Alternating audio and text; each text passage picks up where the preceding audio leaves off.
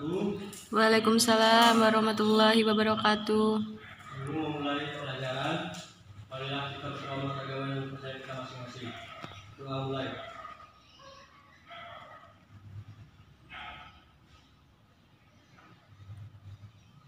Selesai. Sebelum masuk ke pembahasan, mari kita absen dulu. Sama Putri, Nunun, Laila, Hadir. Andi, hadir. Ada yang tidak hadir? Tidak ada, Pak. Materi yang akan kita bahas hari ini yaitu tentang konflik dalam kehidupan sosial. Bisa dilihat apa itu konflik? Nah, ada yang bisa jawab apa itu konflik? Masalah.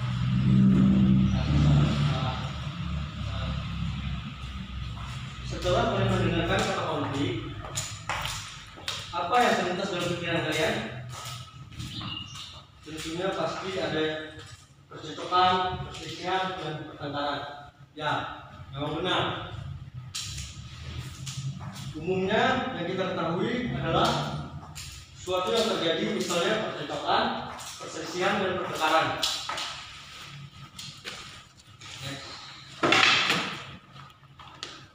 Konflik merupakan kondisi yang terjadi ketika dua pihak atau lebih menganggap ada perbedaan posisi yang tidak selaras dan tindakan salah satu pihak yang menghalangi atau mencampuri sehingga dalam beberapa hal membuat tujuan pihak lain kurang berhasil. Dimaksud akan terjadinya konflik jika ada salah satu pihak yang menghalangi akan suatu organisasi.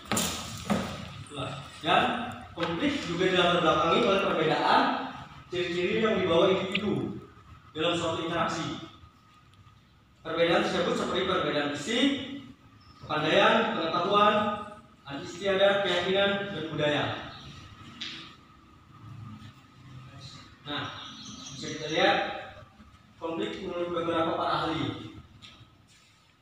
Menurut para ahli, Suryono Sukanto mengemukakan konflik itu ialah pertentangan atau pertikaian. Nah, yaitu suatu proses individu atau kelompok yang berusaha memenuhi tujuannya dengan jalan menentang pihak lawan disertai ancaman dan kekerasan. Yang kedua, menurut Lewis Althusser. Menurut Lewis Althusser mengungkapkan konflik adalah perjuangan mengenai nilai atau tuntutan atas status, kekuasaan, dan sumber daya yang bersifat langka dengan maksud menetralkan, mencederai, atau melenyapkan lawan. Yang ketiga, menurut John Lewis Gillin dan John Philip Gillin, mereka mengemukakan konflik sebagai bagian dari proses interaksi sosial manusia yang saling berlawanan.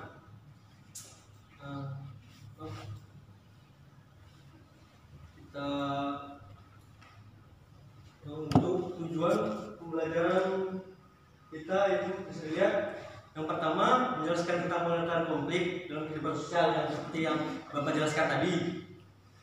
Nah, yang kedua menjelaskan sebab terjadinya konflik sosial. Untuk yang ketiga menjelaskan bentuk konflik sosial.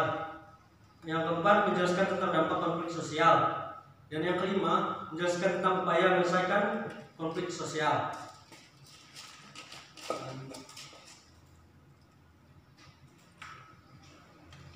Sampai situ ada yang ditanyakan?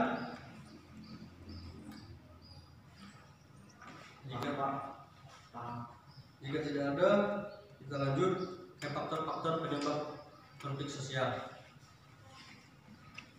Kita tahu bahwa konflik itu lahir dari kenyataan akan adanya perbedaan, misalnya seperti jasmani, kebudayaan, kebutuhan, ataupun pola pikir.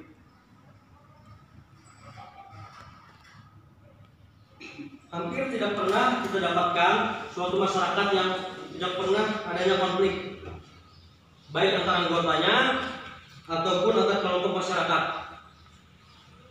Nah, konflik ini dapat terjadi apabila seseorang ataupun kelompok upaya dalam mencapai tujuan itu terhalangi, seperti yang kita jelaskan awal tadi kan, jika ada yang menghalangi atau perbedaan pendapat, pasti itu tujuan itu akan terhalangi. Nah, di sini Bapak akan jelaskan ada 4 faktor penyebab konflik sosial. Nah, yang pertama yaitu perbedaan individu. Nah, untuk perbedaan individu, kenapa perbedaan individu ini menjadi faktor penyebab konflik? Ada yang tahu?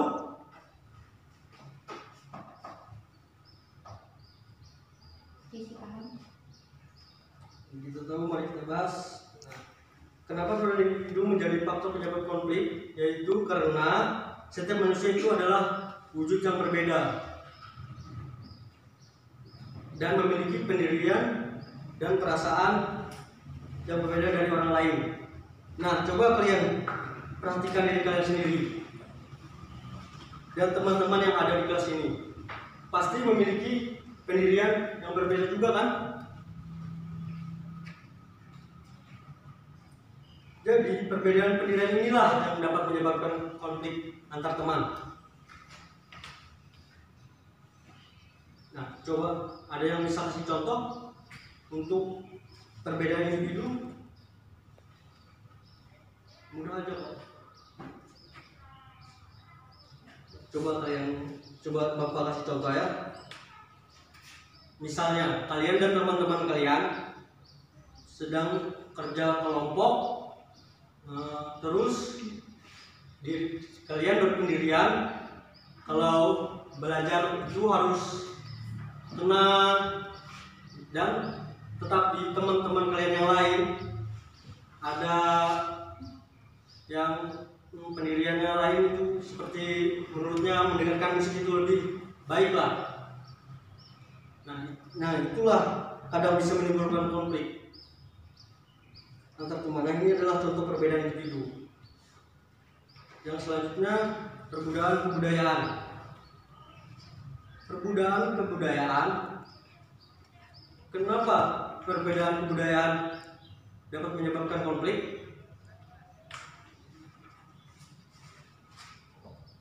Jadi di sini perbedaan kebudayaan dapat menyebabkan konflik oleh karena kepribadian seseorang sedikit banyaknya terbentuk dari kelompoknya. Misalnya orang dibesarkan dari lingkungan yang berbeda-beda dan dengan budaya yang berbeda-beda pula kan, sehingga cenderung terpengaruh oleh pemikiran dan pendirian yang ada. Nah, secara sadar ataupun tidak, hal ini dapat menyebabkan yang namanya pertentangan. Bapak kasih contoh, misalnya anak yang dibesarkan dalam masyarakat yang menjunjung tinggi nilai kesopanan, pasti jika bertemu dengan orang cenderung akan menjunjung tinggi nilai kesopanan. Tetapi sebaliknya, jika anak yang dibesarkan dalam lingkungan masyarakat yang berbeda pula, pasti dia tidak akan memperdulikan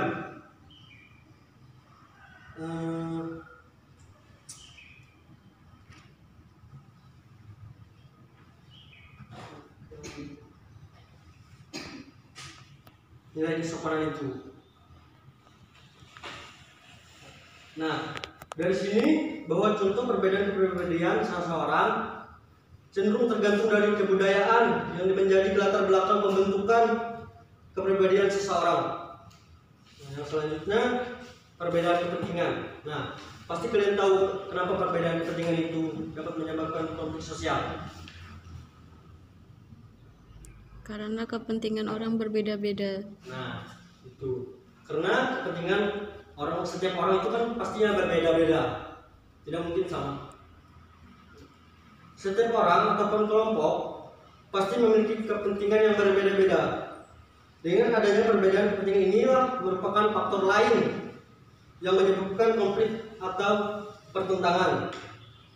Kepentingan itu dapat menyangkut kepentingan politik, ekonomi, sosial, dan budaya. Ada yang bisa kasih contoh perbedaan kepentingan?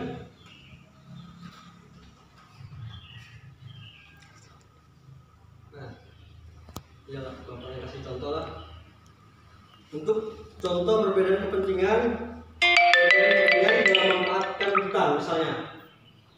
Untuk seperti kita memanfaatkan hutan kan, misalnya tokoh masyarakat setempat melihat hutan adalah sebagai bagian kebudayaan mereka, sehingga tidak boleh ditebang. Tetapi para petani beranggapan lain. Mereka menebang pohon untuk membuat ladang, dan juga untuk para pengusaha melihat hutan itu sebagai lahan bisnis. Mereka menebang pohon untuk kepentingan mereka sendiri untuk menghasilkan uang. Nah, jadi itulah perbedaan kepentingan itu yang dapat menyebabkan konflik di dalam masyarakat. Dan selanjutnya perubahan sosial. Untuk perubahan sosial, kenapa bisa menyebabkan konflik? Karena berbagai perubahan seiring dengan berkembangnya kebutuhan dan pengetahuannya, perubahan dalam anggota masyarakat tentu akan mempengaruhi cara pandang sebagai anggota masyarakat atas perilaku, norma, nilai, dan perilaku masyarakat itu sendiri. Nah, perubahan inilah yang merupakan perubahan yang wajar. Namun, jika perubahan itu terlalu cepat dan meluas, maka itulah yang dapat menyebabkan konflik sosial dalam perubahan sosial. Nah, untuk contohnya, seperti proses perubahan masyarakat di perdesaan. Kita lihat masyarakat kita di perdesaan sekarang. Nilai-nilai tradisional seperti gotong royong kini menjadi nilai kontrak kerja dengan upah yang disesuaikan dari jenis pekerjaannya. Nah, perubahan seperti inilah tidak jarang menimbulkan konflik di tengah masyarakat. Konflik ini muncul karena adanya upaya penolakan terhadap bentuk semua perubahan, karena perubahan itu dianggap mengacaukan tataan kehidupan masyarakat yang sudah ada. Dan di sini ada yang ditanyakan sebelum kita lanjut dengan materi.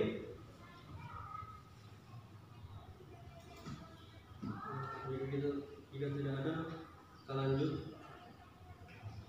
untuk bentuk-bentuk konflik. Nah, untuk bentuk-bentuk konflik Bapak bagi menjadi dua, itu menurut Ralph dan Randolph dan Sarjono Soekanto. Untuk yang pertama, menurut Ralph dan Randolph, konflik antara peran-peran sosial. Konflik antara peran-peran sosial, contohnya misal konflik yang terjadi di dalam keluarga. Konflik antara kelompok-kelompok sosial, contohnya seperti kelompok yang terorganisasi maupun yang tidak terorganisasi. Yang ketiga, konflik antar satuan nasional. Nah, untuk konflik antara satuan nasional, contohnya seperti partai politik, antar negara ataupun organisasi masyarakat. Selanjutnya, menurut Sarjono Soekanto. Untuk menurut Sarjono Soekanto, yang pertama itu konflik pribadi. Untuk konflik pribadi terjadi antara dua individu atau lebih karena perbedaan pandangan. Yang selanjutnya, konflik rasial. Konflik rasial umumnya timbul akibat perbedaan ras. Contohnya seperti kulit hitam dan kulit putih di Afrika Selatan. Kita tahu kan. Nah, yang ketiga, konflik politik. Konflik politik terjadi karena adanya perubahan ataupun tujuan politisi seseorang. Ada yang ditanyakan tentang bentuk-bentuk konflik ini? Dan kita tidak ada. Bapak yang tanya. Coba kalian kasih contoh konflik pribadi itu seperti apa? Ada yang bisa jawab? Konflik pribadi.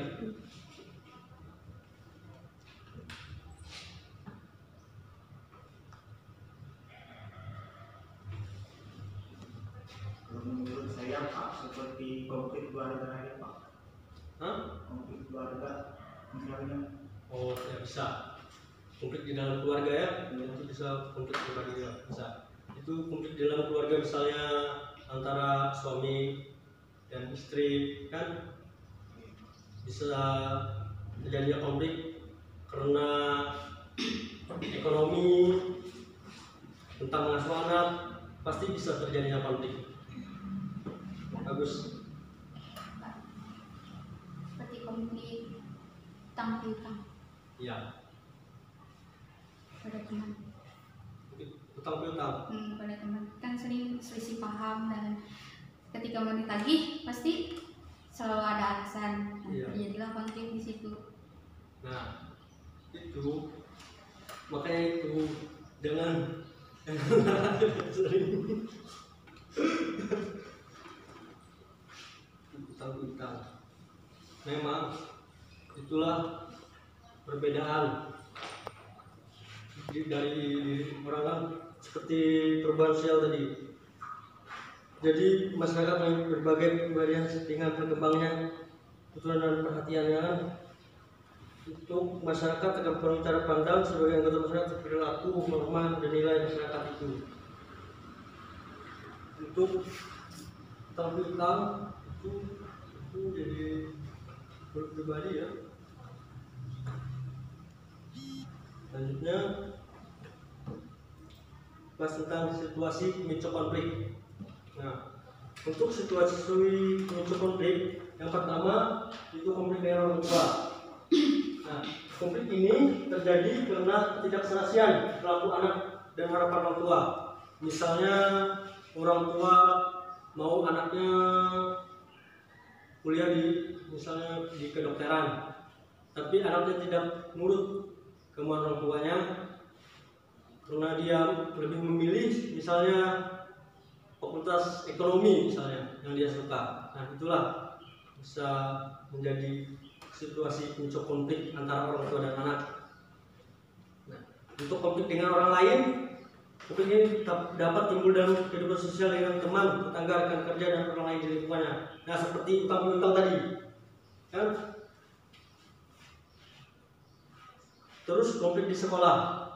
Nah, konflik di sekolah ini dapat terjadi karena tidak dapat mengikuti pelajaran dengan baik, tidak lulus ujian, persoalan antara guru dan murid, ataupun persoalan dengan teman-teman di kelas. Nah, yang terakhir konflik agama. Konflik ini umumnya muncul atau berhubungan dengan pertanyaan-pertanyaan antara lain mengenai tujuan hidup, aturan yang bertentangan dengan agama, misalnya pernikahan beda agama. Itu kan bertentang dengan agama. Nah, untuk dampak-dampak konflik. Dampak-dampak konflik dibagi menjadi dua, yaitu positif dan negatif. Untuk dampak positifnya yaitu membantu memperjelas aspek kehidupan yang belum tuntas ditelaah. Dan yang kedua, memungkinkan penyesuaian kembali norma nilai serta hubungan sosial. Yang ketiga, meningkatkan solidaritas sesama anggota kelompok. Yang keempat, mengurangi ketergantungan antar individu dan kelompok. Yang kelima, menghidupi kembali norma-norma lama dan menciptakan norma baru. Yang keenam, mencapai keseimbangan. Dan yang ketujuh, memunculkan sebuah kompromi baru. Nah, itulah dampak positif dari konflik. Dan dampak negatifnya yaitu keretakan hubungan antara individu atau kelompok. Yang kedua, berubahnya sikap kepribadian para individu, baik yang mengarah kepada hal-hal positif atau negatif. Yang ketiga, kerusakan harta benda dan jatuhnya korban manusia. Yang kelima, munculnya dominasi kelompok pemenang. Nah, di sini ada yang ditanyakan lagi. Sebenarnya banyak konflik-konflik yang terjadi di daerah kita sendiri. Contohnya, misalnya dulu kan ada antara konflik di Sampit kan, pasti tahu konflik di Sampit. Dan kalau di luar negeri konflik di antara Palestina dan Israel merebutkan negara. Masuk.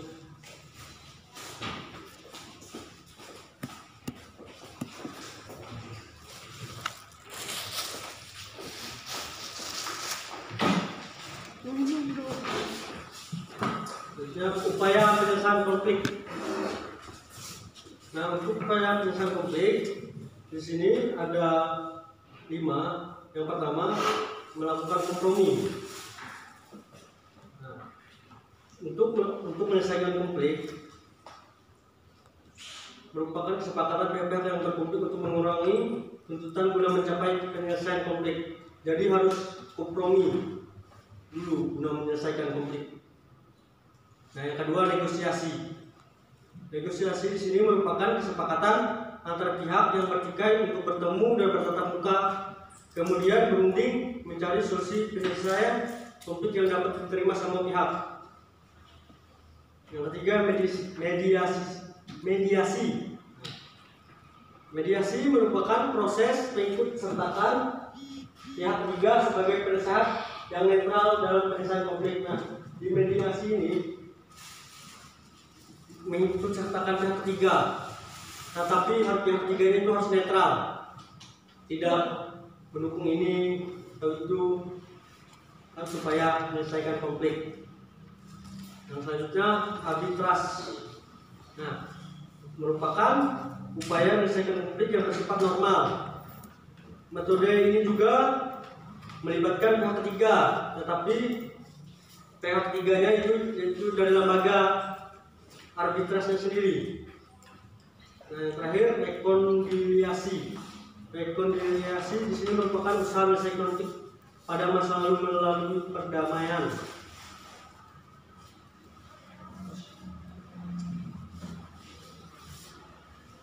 Ada yang ditanyakan? Untuk upaya menyelesaikan konflik tadi?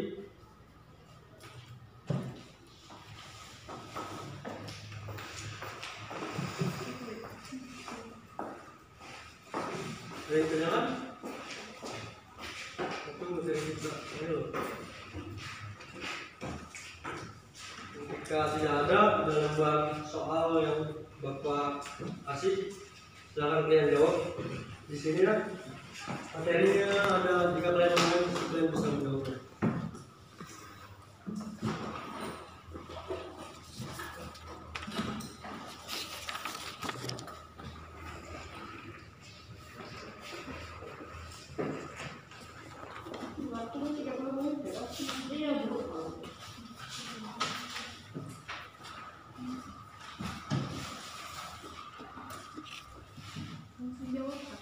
Menjawab.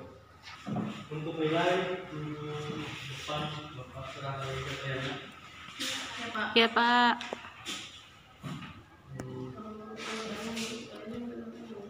Ada yang bisa menyimpulkan materi yang kita paparkan tadi dari kalian? Jika tidak ada, mari kita simpulkan. Simpulannya, konflik berasal dari kata kerja Latin yaitu configere, yang berarti saling memukul. Nah, secara sosiologisnya, konflik diartikan sebagai suatu proses sosial antara 2 orang atau lebih, bisa juga kelompok, di mana salah satu pihak berusaha menyingkirkan pihak lain dengan menghancurkan atau membuatnya tidak berdaya. Konflik dilatar belakangi juga oleh perbedaan ciri-ciri yang dibawa individu dalam suatu interaksi. Perbedaan tersebut diantaranya adalah menyangkut ciri fisik, kepandaian, pengetahuan, hati istiadat, keyakinan, dan lain sebagainya. Konflik juga merupakan situasi yang wajar dalam setiap masyarakat, dan tidak satu masyarakat pun yang tidak pernah mengalami yang namanya konflik. Konflik hanya akan hilang bersama dengan hilangnya masyarakat itu sendiri. Dampak yang ditimbulkan akibat terjadinya konflik tidak hanya dampak negatif, tetapi ada juga dampak positif yang ditimbulkan, yang kita jelaskan tadi. Sekian dari Bapak. Semoga materi berupa yang Bapak paparkan dapat dimengerti. Dan sekian, terima kasih.